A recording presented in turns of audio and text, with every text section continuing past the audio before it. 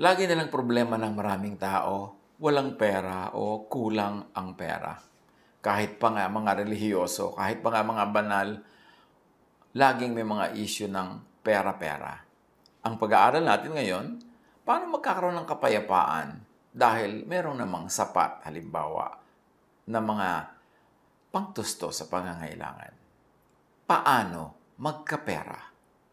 Napakahalagang pag-usapan kasi ang peace of mind, ang katahimikan at kapayapaan ng loob, na spiritual rest actually, ay nakasalalay din sa maraming material things. Kaya kailangan nakalagay sa ayos at kung ano lang yung kahit man lang minimum na kailangan natin sa buhay, dapat meron para tahimik at payapa. 2 Kings 4, 1 up to 7, isa sa mga lagi nating binabalik ang kwento na hindi naman maubos-ubusan ng aral para sa atin. Minsan, ang asawa ng isa sa mga propeta ay lumapit kay Eliseo.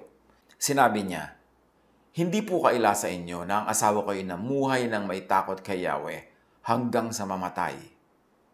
Ngayon po, ang dalawa kong anak na lalaki ay gustong gawing alipin ng isa sa mga pinagkakautangan namin.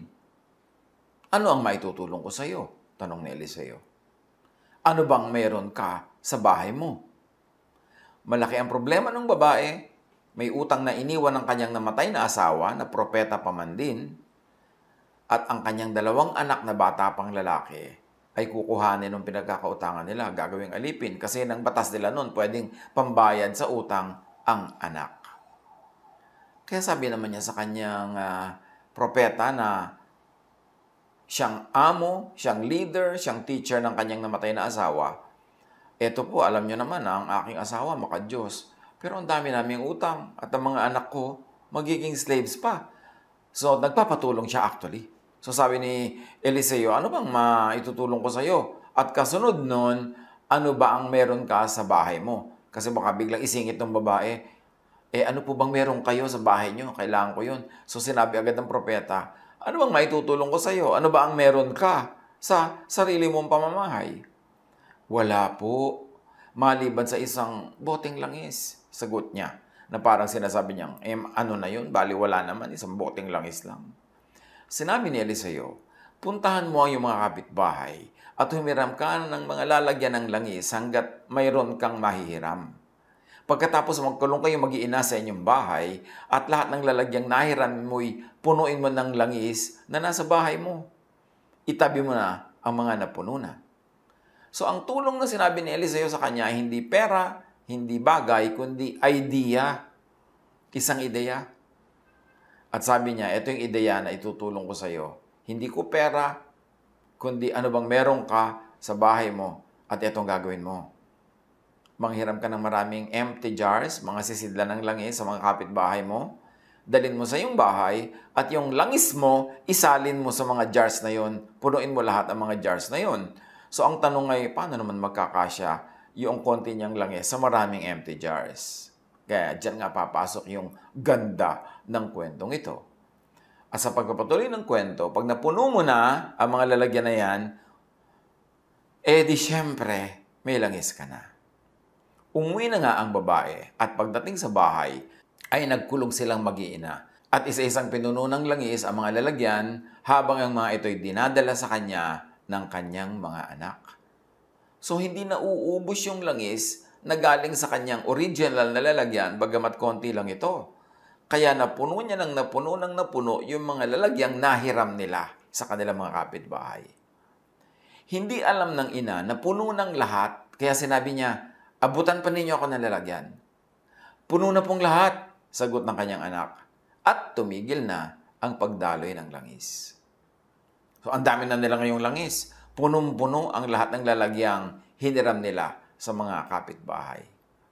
Pumunta siya kay Eliseo, ang lingkod ng Diyos, at isinalaysay ang nangyari. Sinabi ni Eliseo sa babae, "Ipagbili mo ang langis at bayaran mo ang iyong mga utang. Ang matitira ay gamitin ninyong mag-iina." So, magkakapera na sila kasi mahal ang olive oil. Yan ay gamot, yan ay pagkain, yan ay ginagamit sa pag-anoint, at yan ay disinfectant, lahat na. Nagagamit nilang mabuti yan, parang langis ng nyug natin. At sabi niya, "Ang dami na po naming oil, ano na magagawin namin?" Sabi ng prophet, ibenta mo. At yung pinagbilhan, bayaran mo lahat ang mga utang nyo at sobra pa yon, meron pa kayong itatabi, meron pa kayong itatago. So the wife of a man from the company of the prophets cried out to Elisha, "Your servant, my husband, is dead. And you know that he revered the Lord, but now his creditor is coming to take my 2 boys as his slaves." So the death of a family member, especially the death of a breadwinner, could be a financial blow to a family or to a dependent. Pag may namatay, financial problem usually ang kasama niyan. Lalo't lalo kung yung sumakabilang buhay ay siyang inaasahan, sinasandalan, kinakapitan ng mga naulila. May lesson agad sa atin yan. Do your best to not depend on someone else, on only one person or a supporter.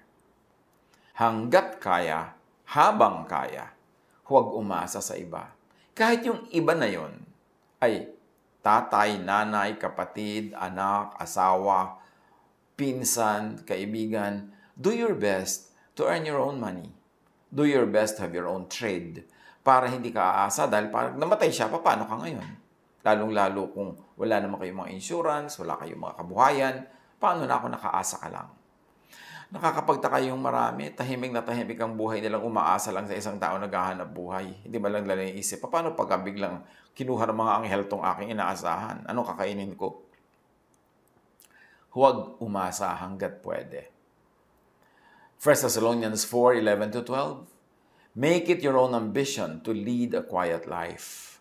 You should mind your own business and work with your hands, just as we told you, so that your daily life may win the respect of outsiders and so that you will not be dependent on anybody. Isang mahalaga na spiritual teaching yan, not to be dependent needlessly. Unless you're too young, too old, or too sick, or you are nag-aaral, o kaya ay meron kang hinihanda, kailangan self-supporting ka para mas secure ka. Do your best to be a more than one income household. Tulad ng buong pamilya na ito, isa lang pinagkakakitaan ng inaasahan, yung kita ng kanilang tatay or husband na prophet. At marami mga pamilya, one income household. Isa lang ang kumikita, lahat gumagastos. Kaya hindi sapat ang kinikita, kaya nabubuhay sila sa hirap, sa kakapusan, sa laging kulang. E paano kung yung kaisa-isang yun ay nagkasakit o nabawian ng buhay? Ecclesiastes 11:1-2. Ship your grain across the sea. After many days, you may receive a return. Invest in 7 ventures, yes, in 8. You do not know what disaster may come upon the land. So even though sa pag-i-invest, kailangan may konting diversification. Do not put all of your eggs in one basket. Kung ikaw daw ay magsasakay ng iyong mga trigo at mga paninda sa isang barko, merong tubo ka pagbalik niyan. Pero invest ka, mamuhunan ka sa 7, kahit hanggang 8 iba't ibang hanap buhay. Kasi hindi mo daw sigurado kung alin dyan ang aasenso, alin ang lulubog, kasi hindi mo alam kung anong uri ng mga dilubyo ang pwedeng mangyari sa buhay. So, huwag laging aasa sa isa lang na income. Katulad nitong nangyari ang quarantine, nangyari ang mga lockdown, yung mga pamilyang isa lang na naghahanap buhay tapos nawalan pa ng trabaho, di syempre hirap na hirap. Dapat bago dumating yung lockdown na yan, yung mga ibang productive members, able-bodied na mga members ng family, ay naghanap-hanap din ng mga ibang gagawin ng konting kahit man lang buy and sell, kahit man lang part-time job, para hindi nakaasa lang sa iba at sa isa. At yung may mga pamilya naman, ang negosyo nila, halimbawa, ay naipasara dahil nga sa pangangailangan ng quarantine. Lahat ng pera nila, lahat ng negosyo nila nandoon, di biglang wala silang income kahit ano. Kaya maganda yung iba-ibang members ng family, iba-ibang hanap buhay, hindi puro pare-pareho ng profesyon. Kasi yung profesyon na yun, pagka inabutan ng isang dilubyo, kahit man lang seasonal, di lahat sila ngayon nakatunganga. Kailangan may diversification, iba-iba, hindi lahat, iisa lang ang ginagawa. At kung nangangailangan tayo, may lesson agad yung kwento, seek help from a righteous person. Doon siya nagtanong sa propeta, hindi siya pumunta sa nagpa 5-6, sa sobrang nagpapautang, hindi siya nagpunta sa pwede silang magipit dahil lalo silang lulubog. Seek help from someone who will lead you to look into your own resources and to help yourself. Kaya sabi ng propeta, what do you have in your house? Hindi sinabi ng propetang, may kamag-anak ka bang may pera? Utangan mo. May kapitbahay ka bang may pera? Yun ang lapitan mo. No, ang sabi ng propeta, anong meron ka? Dahil kung ano ang meron ka, yun ang ialay mo sa Diyos, yun ang paparamihin ng Diyos. Hindi yung kung ano ang meron ng kapitbahay mo, yun ang sisilipin mo, uutangin mo, nanakawin mo, hihingin mo. That is not the godly way. Although ang pangungutang naman, paminsan-minsan, kung talagang kailangan-kailangan, yun na lang natin ang choice, hindi naman yan ungodly. Pero kung habit mo na mangutang, lagi ka na lang nangungutang, kahit birthday, maghahanda ka, mangungutang, kahit magbabiyahe ng hindi kailangan, mangungutang ka, yun naman ang parang dapat na nating i-review kung tama yan o hindi. Kasi lulubog ang buhay mo kung pati yung pagpapasarap, uutangin mo. Dapat ang inuutang lang yung talagang pagkain, panggamot, o pantawid buhay, o pangpuhunan. Dahil babalik naman yun pagka kumita ka. Kung kikita. Pero yung mangungutang ka dahil merong debo ang anak mo, sobrang bonggang-bongga ang gusto mong debo, gusto mo yung anak mo bumababa sa pagkataas-taas na hagdan, ang bahay niyo bungalow. Yung marami tayong mga gustong gawin sa buhay na hindi bagay sa ating kalagayan at that time. So dapat lumagay sa lugar para hindi tayo malagay sa alanganin. As much as possible, do not ask for dole-outs. Do not make utang. And don't make utang at usurious interests. Hanggang kaya, huwag humingi ng dilihensya at mambakal. Huwag umutang at lalo namang huwag umutang sa napakalaki na interes. Kasi yung pautang na napakalaki ng interes, parang nalulunod ka. Kumuha ka ng mahahawakan, pero yung mahahawakan mo na yun, maya-maya yun na rin ang napakabigat na siyang lalo magpapalubog sa'yo. Acts 20:35, you yourselves know that these hands of mine have supplied my own needs and the needs of my companions. Sabi ni Paul, marunong ako maghanap buhay, hindi ako umasa sa iba. Gumawa ako ng paraan. At pati mga kasama ko, hindi ko iniasa sa inyo. Ako rin na naghanap buhay para sa kanila.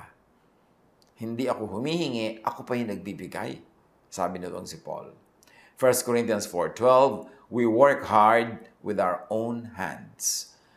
Kailangan hindi hands ng iba yung nagwo-work for you unless empleyado mo sila at sinusweldohan o may sakit ka at inaalagaan ka nila. Habakkuk 2:7, will not your creditors suddenly arise? Will they not wake up and make you tremble? Then you will become their prey. Nakakatakot daw yung pinagkakautangan dahil maya-maya, ikaw na ang kanilang nilalapa. At wala kang kalaban-laban, wala kang magagawa kasi lubog ka sa utang. Sa pangungutang, lulutang ka lang sandali. Pero mabigat ang dala at malamang lalo lang lulubog. Huwag pag-utang agad ang solusyon. Sabi ng matatanda, habang maikli ang kumot, matutong mamaluktot. Maliit yung kumot mo, 1 square meter lang, edi mamaluktot ka para kasya ka sa loob. Hindi yung manghihiram ka, mangungutang ka ng kumot ng iba para buong luwag kang nakahuyaya at nakatihaya na nag-iinat ka pa sa loob ng kumot na hiram at utang. Kaya sabi nitong babae, di ba, maalala natin, your servant has nothing there at all she said, except a small jar of oil.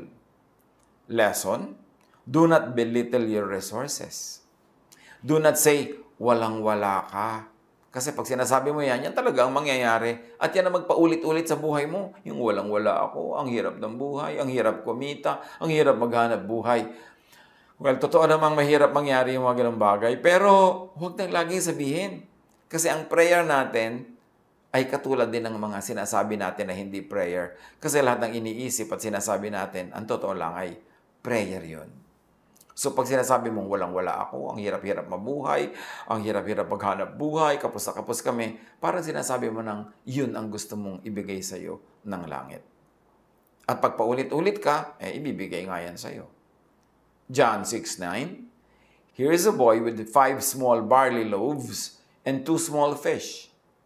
But how far will they go among so many? Alam natin yung kwento. Merong makapakainin na at least 5,000 men. Merong pang women and children. Pero wala lahat baon yung mga tao na yon. Biglang sumunod kay Jesus sa disyerto, Nung oras na ng kainan, gutom na, wala namang makakain. So nagpahanap si Jesus ng pagkain at may nakita sila isang batang nag-aalaga ng hayop na may baon. At sabi na, may nakita po kami pagkain. 5 maliliit na pirasong tinapay at 2 isda na maliit din. Sabi niya, gano'n na yun? Sino na ang pwedeng mabusog doon? Ano na ang mararating nun? Pero alam natin na yung konti na yun dumami. Ang mahalaga, meron kang konti para merong paramihin ang Diyos. Katulad ng konting oil, pinarami ng Diyos. Pero yung walang-wala ka na isang patak na oil, anong paparamihin? Kahit i-times 100 yan ng Diyos, 0 times 100, 0 pa rin. Kailangan meron ka man lang konti. Kaya mahalaga yung nagsisikap, nagtatrabaho, naghahanap buhay, magpa-part-time man lang, nagba-buy and sell man lang, para meron ka kahit konti na paparamihin ng Diyos. Sa pagpapatuloy ng kwento, Elisha said, "Go around and ask all your neighbors for empty jars. Don't ask for just a few. Then go inside and shut the door behind you and your sons. Pour oil into all the jars, and as each is filled, put it to one side." So may order pa.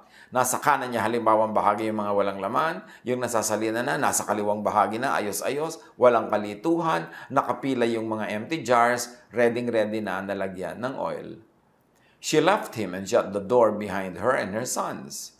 They brought the jars to her, and she kept pouring. Lesson: if you would ask for help, ask for empty jars, not the oil or the contents of the jars of your neighbors. Kung hihingi tayo ng tulong, ang hingin natin yung hindi sobrang masakit na itulong sa atin ng iba.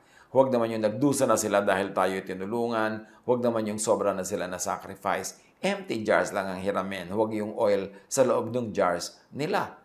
At syempre, dahil ginamit mo yung jars nila, dapat naman nung isoli mo yon may laman. Matapos mong ibenta yung iba sa ibang tao, nung isoli mo dapat yung jars, may laman. Ganun ang nagsosoli ng mga blessing. May sukli. Ganun ang paraan na patuloy na binebless ng langit. If you would ask for help, ask for what is easy for people to give, to lend, para sila magpahiram. Hindi yung napakahirap ng hinihingi mo, halos hingin mo na ang buo nilang kaluluwa at katawan, mahirap kang matulungan pagka ganun.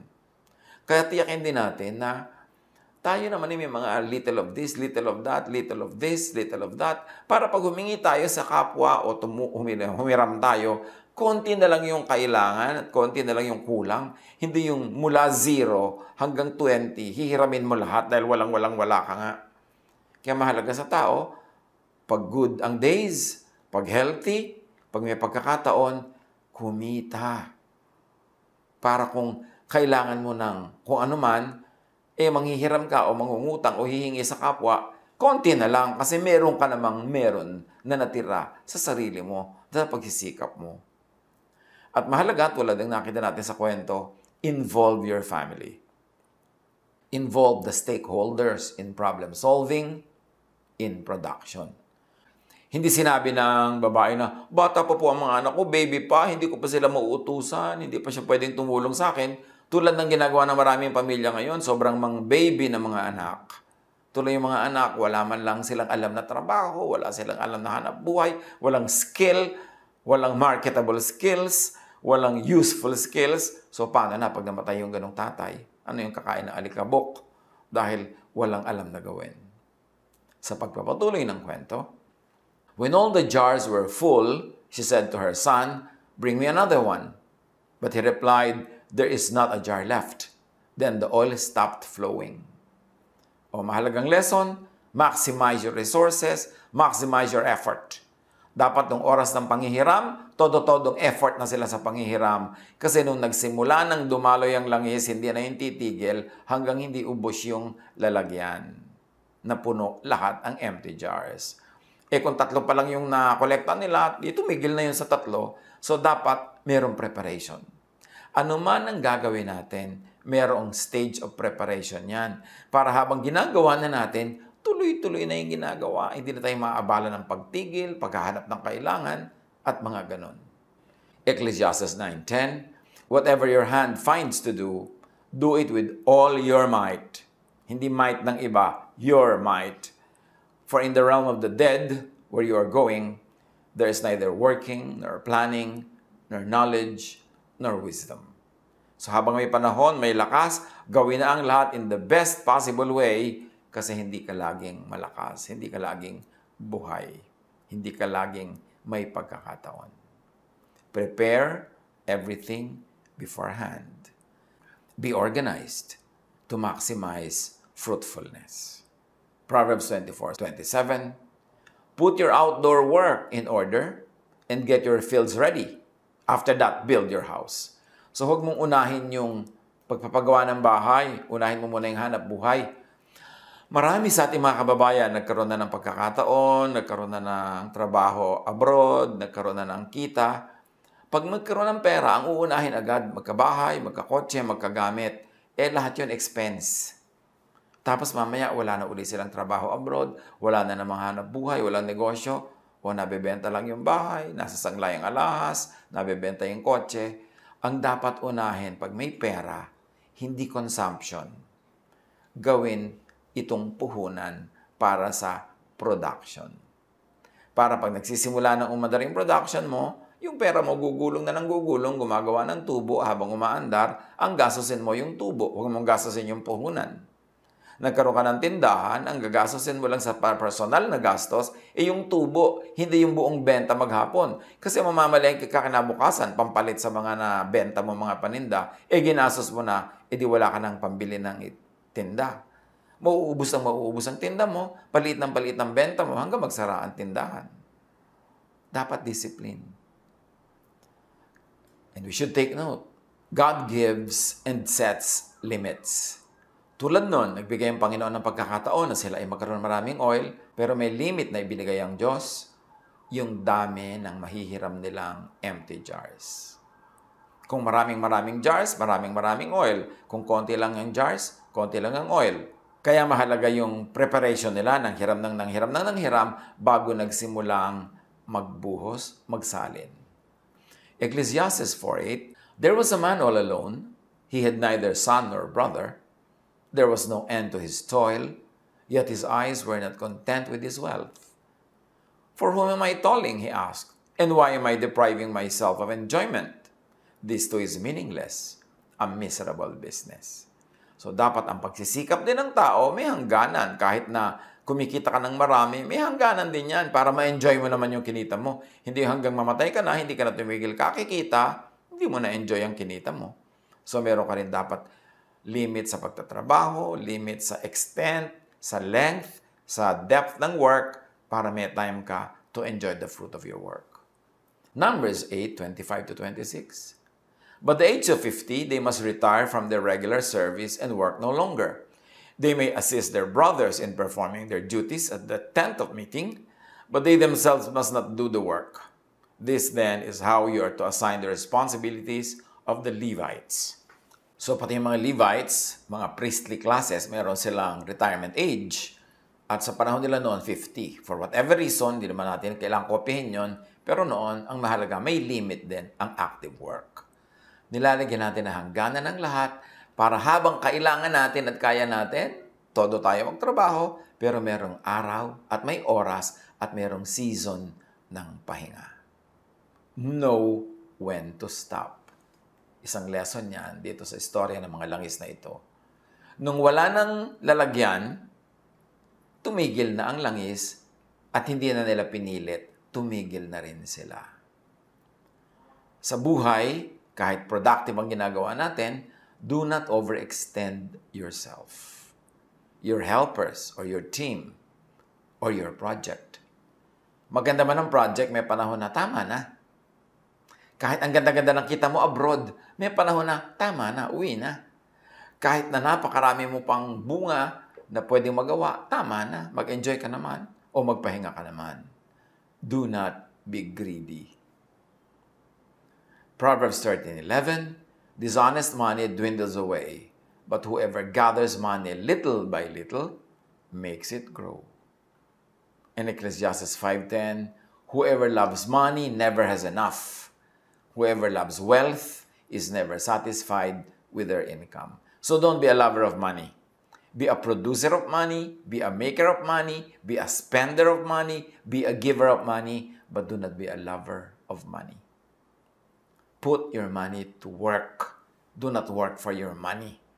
Meron mga tao, marami nang pera, hindi mo lang mag-employ ng mga assistant, ng mga kasama sa bahay, hindi mo lang mag-enjoy ng masarap na pagkain o magandang environment, tapos mamamatay na lang sila, sino makikinabang sa kanilang pinaghirapan?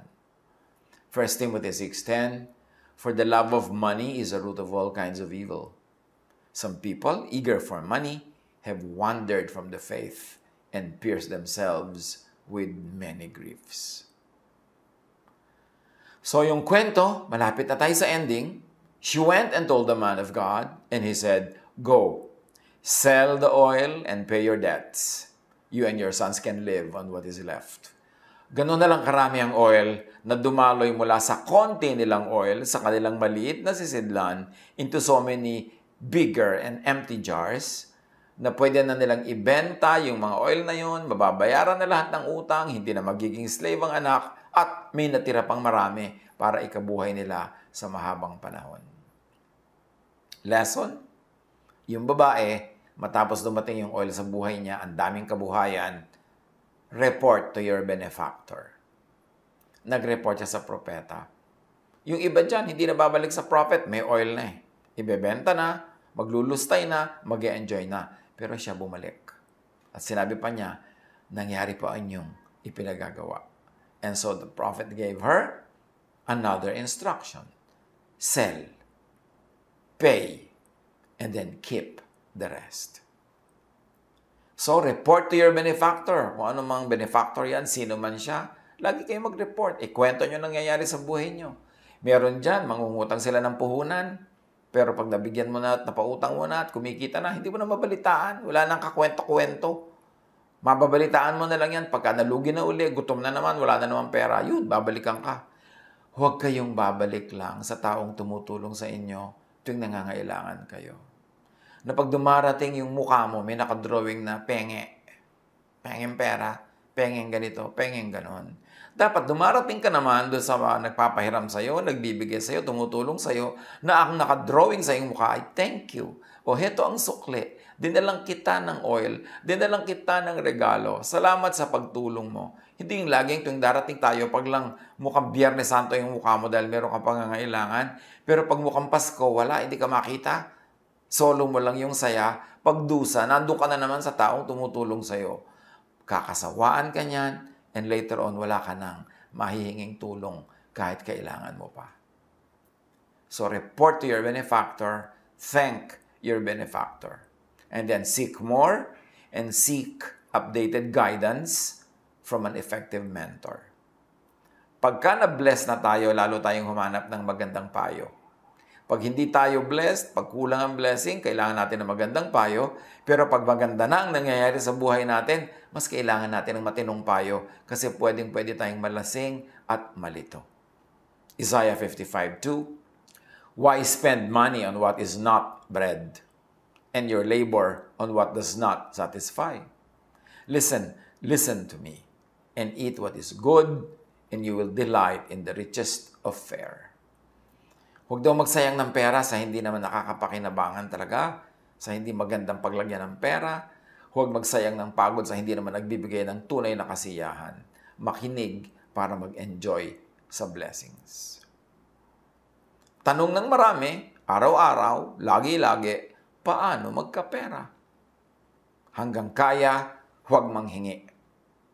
Proverbs 12:11, those who work their land will have abundant food, but those who chase fantasies have no sense. So magtrabaho.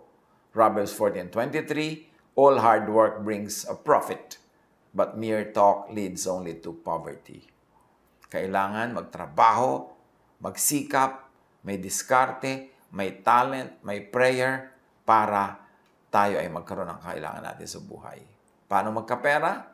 Huwag manghingi, huwag mangutang hanggang kaya. Ang pangutang, ang pag-uutang ay dapat last resort. Huli mo na yun na attempt. Dapat iba muna. Proverbs 22:7, the rich rule over the poor, and the borrower is slave to the lender. para daw alipin na nagpapautang ang nangungutang. So, sikapin natin huwag magkautang para wala tayong amo. At syempre, huwag magnakaw. Produce money. Produce something, produce service that you can sell. Yan lang naman how to have money. Produce a product or a service that you can sell. Monetize your skills. Pagkaperahan ang galing na ibinigay sa iyo ng Diyos. Ano man yan, galing magluto, galing magkulot, galing magmasahe, galing magawa ng bahay, galing magtabas ng damo, galing na mag-design ng mga gadgets, manahi, ano man yan, bigayan ng Diyos, yan ang gusto ng Diyos na gamitin mo para pagkakitaan. Huwag mong pagkakitaan yung galing ng iba kasi may ibinigay ang Diyos na galing sa bawat isa. Matthew 25:27. Well then, sabi noong master sa kanyang servant na hindi ininvest yung perang ipinagkatiwala sa kanya. You should have at least put my money on deposit with the bankers so that when I returned, I would have received it back with interest. Dapat yung binibigay sa atin, lumalago, nai-invest, o kaya kumikita man lang ng interest kung nasa bangko. Pero huwag sayangin, huwag ilibing sa lupa, huwag itapon, huwag lustayin. Pag ipinagkatiwala sa atin ng isang puhunan, dapat natin yung palaguin. Proverbs 27:26-27. The lambs will provide you with clothing, and the goats with the price of a field. You will have plenty of goat's milk to feed your family and to nourish your female servants. Yan daw ay kung nag-aalaga ka ng maraming hayop, meron kang gatas nila na makakasalo ka rin at maibebenta mo sila, marami kang papakinabangin. Dapat magtrabaho. Paano magkapera? Magtrabaho. Iwasang mangutang nalulubog ka sa interes. Habang kaya ng katawan, gumawa ng mapagkakaperahan, mapagkakakitaan. At kahit panahon ng crisis, maraming nagkakaroon ng magandang opportunity. Kasi lahat ng panahon merong unique opportunities. Yung opportunity sa magandang panahon, nawawala yun sa isang very difficult situation, but that difficult situation will offer other types of opportunities. So, paano magkapera? Ulitin natin ang buong kwento o pag-isipan nyo na lang. Reviewin. Lagi tayong magsikap. Laging maraming opportunities. God bless us all.